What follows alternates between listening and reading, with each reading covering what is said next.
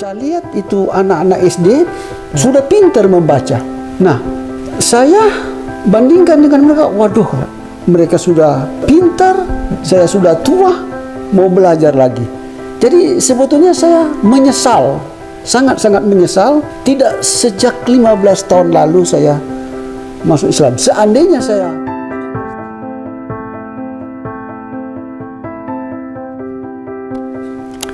A'udzubillahi minasyaitonirrajim. Bismillahirrahmanirrahim. Assalamualaikum warahmatullahi wabarakatuh. Alhamdulillahirabbil alamin. Allahumma shalli ala sayyidina Muhammad wa ala alihi wa ashabi ajma'in. Amma ba'd. Yang terhormat para penonton, para hadirin semuanya yang kami muliakan, alhamdulillah, pada malam hari ini kami sedianya hadir untuk silaturahim sambang kepada Bapak Tuan Guru dan Cemumek, seorang mantan pendeta yang masuk Islam di Manado, untuk menjadi mu'alaf, memutuskan diri berikrar bersyahadat demi untuk mencari kebenaran. Alhamdulillah, beliau sekarang sedang menempuh sebuah proses belajar di Pondok Pesantren Al-Mukhlisin yang dipelopori dan dibangun oleh Abah Haji Suto, owner dari Duta Catering Batu Malang, Jawa Timur. Dan alhamdulillah beliau dengan kerelaan hati mau berkenan dengan senang hati untuk menempuh pelajaran di pondok pesantren dengan segala perjuangan, ya, dengan segala merelakan waktu, tenaga, pikiran, dengan kondisi beliau dengan umur yang sudah sepuh tapi mampu untuk belajar sebagaimana anak-anak muda lakukan gitu. Tidak mudah karena banyak mu'alaf yang lain yang sesudah masuk Islam namun tidak mau belajar, banyak. Sudah masuk Islam belajarnya juga separuh-separuh, banyak. Namun beliau seorang mantan pendeta dan juga sekaliber mantan pendeta, sekaliber pendeta, merelakan diri mau belajar itu adalah sebuah hal yang luar biasa. Kerelaan hati, keikhlasan hati, butuh kesabaran juga untuk mengikuti proses ini. Alhamdulillah. Assalamualaikum Tuan Guru. Waalaikumsalam. Bagaimana, sehat kabarnya? Sehat, kabarnya baik. Ya. Ini kerasan tidak? Ya, kerasan. Aman.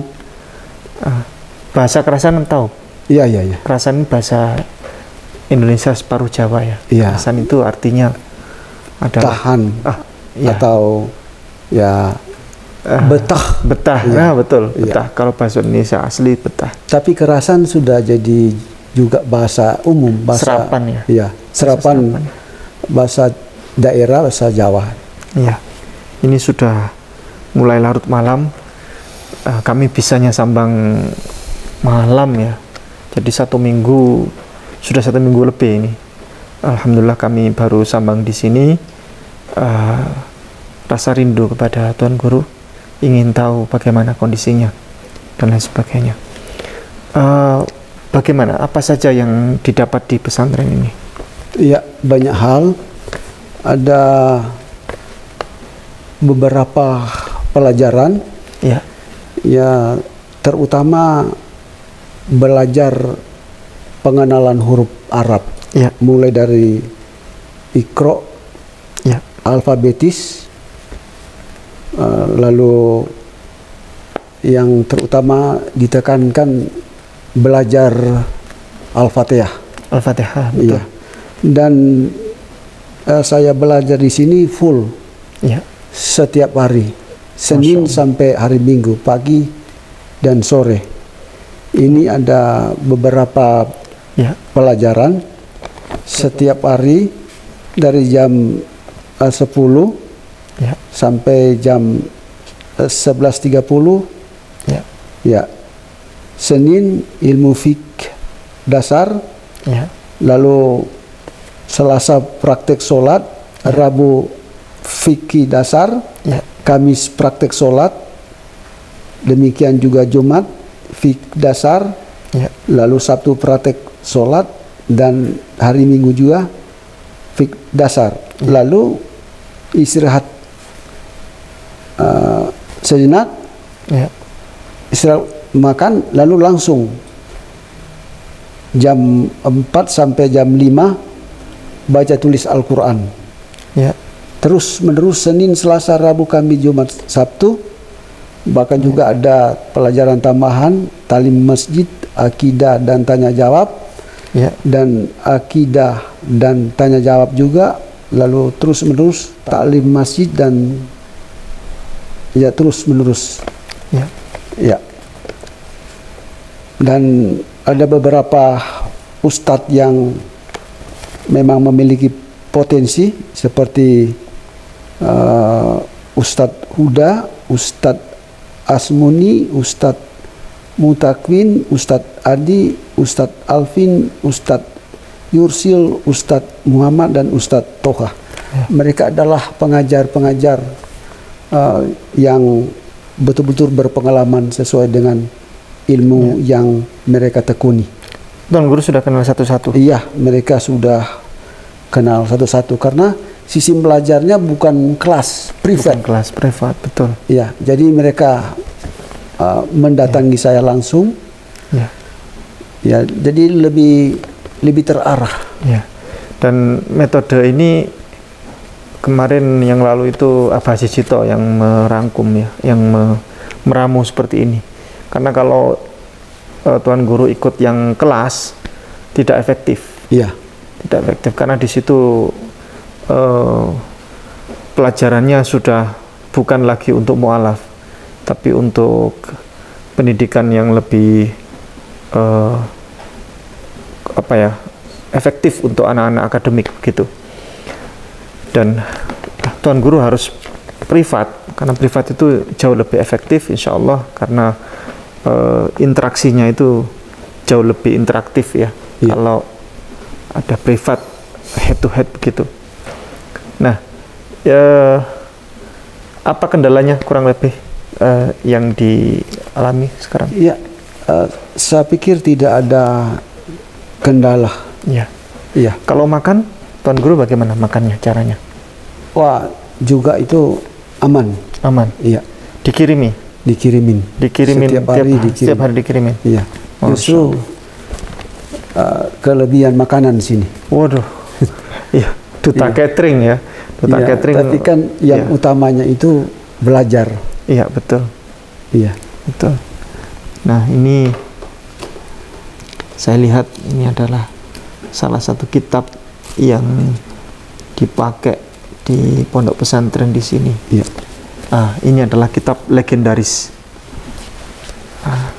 Namanya terjemah Safinatun Najah. Kitab Safinah ya. Kaum muslimin di Indonesia sudah banyak ya ma'ruf ya terkait masyhur ya terkait kitab ini. Kitab Safinah. Kepanjangannya adalah Safinatun Najah. Nah, ini adalah panduan fikih umum ya, dasar, dan ini diajarkan kepada mayoritas anak-anak muslim yang diniyah biasanya, mulai belajar wudhu, belajar sholat, najis ya, fikih tentang najis, rukun Islam, rukun iman, dan lain sebagainya ada di sini semua di kitab Safinatun Najah. Dan ini terjemah tetapi ada huruf Arabnya juga ya. Kalau di pelajaran-pelajaran umum di Indonesia umumnya adalah di Jawa ya, itu menggunakan harokat plus pemaknaan. Contoh misalnya kita ini, sebab diperbolehkannya tayamum. Kalau di kitab Safinah Jawa itu faslun utawi ikilah fasol begitu. Jadi ada harakat dan pemanaan. Faslun utawi ikilah fasol. Faslun inilah pasalnya, inilah babnya, materinya begitu. Kemudian seperti begini. Alhamdu utawi sekai puji iku lillahi kagungane Allah. Nah ini apa ya, anak-anak Jawa, anak-anak Indonesia mulai kecil sudah dididik untuk pintar berbahasa Arab, ya, pintar berbahasa Arab dengan cara membaca kitab-kitab legendaris begini dengan dimaknai kata per kata. Nah, ini Masya Allah, ini ya, dipelajari Tuan Guru. Ya, nah, ini ya, juga ya, pelajaran cara sujud dan berdoa. Ya. Dan saya temui juga ini ada di dalam Alkitab Perjanjian Lama, sebelum berdoa basuh. Ya. Lalu juga ditemukan pada Perjanjian Baru. Seperti contoh Yesus Kristus membasuh kaki murid-muridnya. Ini juga ada pembasuhan sebelum berdoa. Iya, seperti Yesus juga berdoa kepada Allah. Nah, ini juga ketauhidan. Ketauhidan. Iya. Penyembahan ke satu Tuhan. Iya. Ya, kelihatan ini huruf-huruf ini langka. Tapi ini bahasa Arab, itu rumpun bahasa Aramaik. Iya, termasuk rumpun bahasa Aramaik, Aram kuno, bahasa Arab, dan bahasa Ibrani. Itulah sebabnya bahasa Ibrani dengan bahasa Arab itu relatif. Ya, ada persamaan-persamaan. Ya, jadi kita bisa berbicara bahasa Ibrani, lebih mudah kita belajar bahasa Arab. Ya. Dan di Indonesia ini alhamdulillah setiap Muslim yang lahir itu sudah memiliki bawaan bahasa ibu, bahasa Arab juga. Oh ya? Iya. Setiap anak Muslim yang lahir, terutama yang sekolah-sekolah di dunia, Tuan Guru. Iya. Di dunia, ya. Tapi kalau yang secara umum ya, secara umum dengan anak diajarkan tentang bacaan-bacaan sholat, maka secara tidak langsung anak sudah mulai mengenal bahasa Arab, begitu. Ya, saya sendiri belajar teologi itu 17 tahun lalu. Ya. Lalu saya memiliki hidayah sebetulnya sudah 15 tahun lalu. Ya. Setelah saya masuk pesantren, di sini selain perguruan tinggi, ada juga SD, SMP, SMA. Ya. Saya lihat itu anak-anak SD sudah pintar membaca. Ya. Nah, saya bandingkan dengan mereka, waduh, mereka sudah pintar, saya sudah tua, mau belajar lagi. Jadi sebetulnya saya menyesal, sangat-sangat menyesal, tidak sejak 15 tahun lalu saya masuk Islam. Seandainya saya 15 tahun lalu masuk Islam, maka saya bisa berdakwah juga dibaringin dengan ayat-ayat suci Al-Quran berbahasa Arab, karena itu ciri khas. Ciri khas. Jadi saya sangat bangga menjadi Muslim, karena agama tertua di dunia itu, ya ini berbicara organisasi. Muslim itu sebetulnya sudah lama, sudah sejak Abraham, karena orang yang menyembah Allah itu setia kepada itu disebut Muslim. Abraham juga Muslim. Ya, tetapi saya bangga bahwa satu-satunya sama kemiripan penyembahan itu dengan cara Yahudi itu adalah Islam. Ya, mulai dari tauhid, mulai dari penyembahan, berbicara bahasa ciri khas. Iya. Jadi ketika Allah berbicara langsung dengan Musa, lalu Musa ciptakan satu penyembahan yang benar yang ditekuni oleh orang Ibrani. Dan apa yang dilakukan oleh agama Yahudi itu hampir sama dengan apa yang dilakukan oleh Islam itu sendiri. Jadi Islam itu betul-betul agama yang diridhoi oleh Allah Subhanahu wa taala. Alhamdulillah. Tuan Guru di sini setiap hari belajar Al-Fatihah? Iya, setiap hari belajar Al-Fatihah dan belajar juga berdoa berbahasa Arab. Ya. Tuan Guru jangan bosan-bosan untuk belajar Al-Fatihah. Iya. Karena para ustadz pun, para alim ulama sampai sekarang banyak yang masih belajar terus tentang bacaan Al-Fatihah yang benar. Iya. Karena memang pelajaran tentang Al-Fatihah ini penting. Jangan sampai ucapan atau bacaan Al-Fatihah yang kita ucapkan tiap hari dalam sholat itu ada kesalahan. Bahkan para ustadz, para alim ulama, para tuan guru itu sampai sekarang masih banyak yang belajar Al-Fatihah. Sebagaimana para qori yang suka baca Al-Quran yang pakai nada-nada yang di YouTube bagus itu kerap kali juga masih banyak yang dikoreksi juga oleh para senior-seniornya begitu. Nah, ini juga belajar ini. Iya, belajar juga itu. Ini aqidatul awam. Jadi dasar-dasar ilmu tauhid. Iya. Saya lihat tadi ada sifat-sifat Allah. Ini Tuan Guru sudah nyampe sini? Sementara masuk ke sana. Sudah? Belum? Secara garis besar sudah ke situ. Ya, ini bagus sekali. Iya. Ternyata setelah saya belajar di pesantren Mukhlisian ini, Al-Mukhlis, Al-Mukhlisin. Ya, Al-Mukhlisin ini. Ya. Islam itu ternyata sangat terkait dengan ilmu. Ya. Jadi ketika menjadi seorang muslim yang setia, pasti dia memiliki ilmu, terutama ilmu bahasa dan ilmu agama. Orang berilmu itu dia pasti dekat dengan Tuhan. Karena ilmu itu sendiri yang menuntun dia dalam segala hal. Begini Tuan Guru, ada banyak yang menyampaikan bahwa Tuan Guru masih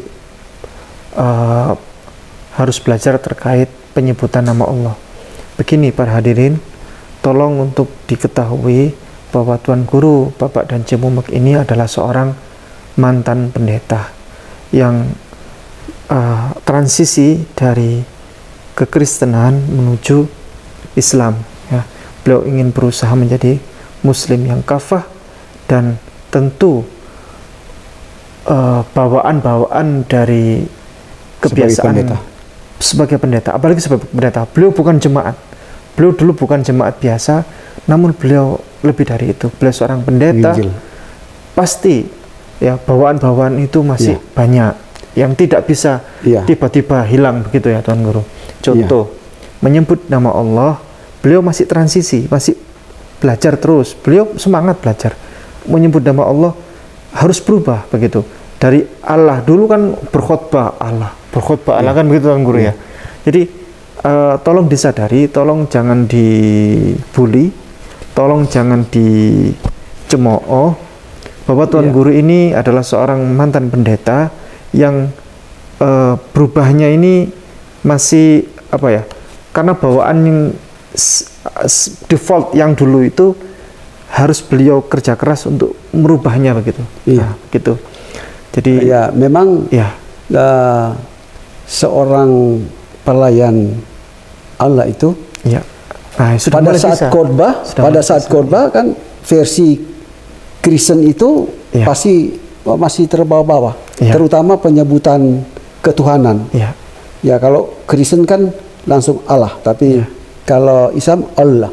Jadi sedikit masih terpengaruh dengan wibawa sebagai pendeta.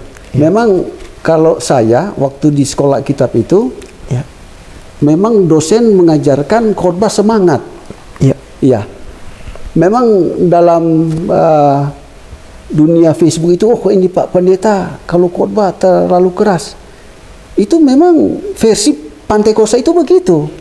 Semangat, khotbah semangat. Beliau karena kan di dalam Alkitab itu, serukanlah suaramu keras-keras nyaring itu ada dalilnya. Ya. Coba lihat aliran Pentakosta di luar negeri itu. Ya. Lari ke sana kemari, khotbah bergetar. Kadang-kala dalam aliran Pentakosta kalau cuma khotbah pelan-pelan bisa ngantuk, tapi Betul. kami diajarkan khotbah harus bergetar. Betul. Tapi setelah dibawa dalam dunia muslim ini, Tuhan mengajarkan saya tenang khotbah. Betul. Ada perubahan. Betul. Ya. Nah, ini yang Tuan Guru butuh bekerja keras untuk merubahnya, karena tentu bawaan dulu masih terbawa begitu. Iya. Merubahnya itu defaultnya itu masih sulit, Tuan Guru ya. Iya. Kadang tidak terasa, tidak sadar ya, tiba-tiba kebawa lagi ya. Jadi tolong jangan dibully, tolong jangan dicemooh. Tuan Guru berusaha terus untuk bagaimana merubah menjadi karakter muslim, begitu. Nah, kalau perihal khutbah tadi memang bagus, Tuan Guru. Memang bagus. Kalau khutbah itu memang harus bergetar. Iya. Nah, saudara, itu aliran Pentakosta memang begitu. Gereja kami itu dulu saya masih di situ, seluruh dunia ada, semua bangsa-bangsa ada. Ya. Jadi memang khotbah harus ada urapan, bergetar, semangat. Ya. Sehingga yang mendengar itu tidak ngantuk. Tidak ngantuk. Ya. Para ustadz, para Tuan Guru. Tapi kelihatan kalau para ustadz tidak seperti gitu ya. Nah, tenang. Iya, makanya para ustadz, para Tuan Guru, kalau khutbah ya, maksudnya khutbah mimbar, di versi mimbar ya, sebaiknya meniru dari gaya-gaya para pendeta Pentakosta. Karena kalau di atas mimbar itu memang seharusnya selayaknya, apalagi khutbah Jumat. Khutbah Jumat kan sunnahnya, sunnah ya. Itu semangat, Tuan Guru. Semangat. Iya. Tapi kok kenapa seorang dipakai Allah dahsyat bergetar, suara keras, dianggap ini kampanye atau apa ini? Jual obat ke apa ini? Nah, kalau muslim, saya lihat ada teman-teman saya itu kalau komen di Facebook atau di mana si pendeta khotbah bergetar keras, ini jual obat katanya, ini kampanye katanya. Padahal memang diajarkan begitu. Itu coba lihat tuh penginjil-penginjil besar, semacam si penginjil Maurice Orulo, penginjil internasional, Roger Hosman. Seharusnya kita itu mengikuti cara begitu. Sondor kita pakai mic, tapi sampai 1 kilo bisa mendengar. Tapi kita tidak boleh mengubah bagaimana caranya Allah Subhanahu wa Ta'ala. Seperti gayanya di muslim ini kelihatan tenang khotbah. Tapi seharusnya kita tiru yang baik. Baik, alhamdulillah. Insya Allah kita akan jumpa lagi ke depan dengan ingin terus mengikuti dari perkembangan Tuan Guru Bapak Dan Cemumek terkait perkembangan keilmuan Islam beliau, dengan harapan beliau ke depan bisa menjadi seorang dai, seorang ustadz ya, yang bisa mengajar kepada masyarakat tentang kebenaran. Iya. Karena berkhotbah juga itu selain kita menyampaikan sesuatu di muka umum, di mimbar, tetapi tingkah laku yang baik juga itu suatu khotbah. Senyum saja itu pelayanan juga, itu juga mempengaruhi sekitar kita. Bukan cuma kata-kata, tetapi dengan perbuatan. Memberi pun itu semacam saya juga ini Pak Ustadz saya bawa kemari anggur dengan pisang. Ini juga pelayanan, memberi, menyenangkan Allah. Bulan Desember, selepas dari pesantren ini, bulan Desember kami akan Tuan Guru mengisi di Blitar, insya Allah. Ini perdana insya Allah nanti. Tapi Tuan Guru semoga bisa mengikuti proses ini dulu, proses belajar di pesantren ini. Bulan Desember insya Allah tanggal 4 4 Desember nanti Tuan Guru mengisi perdana di Masjid Raya di Blitar nanti insya Allah Ya. tentang teologi. Sambil Tuan Guru kalau sudah bisa membaca ayat-ayat, nanti Tuan Guru bisa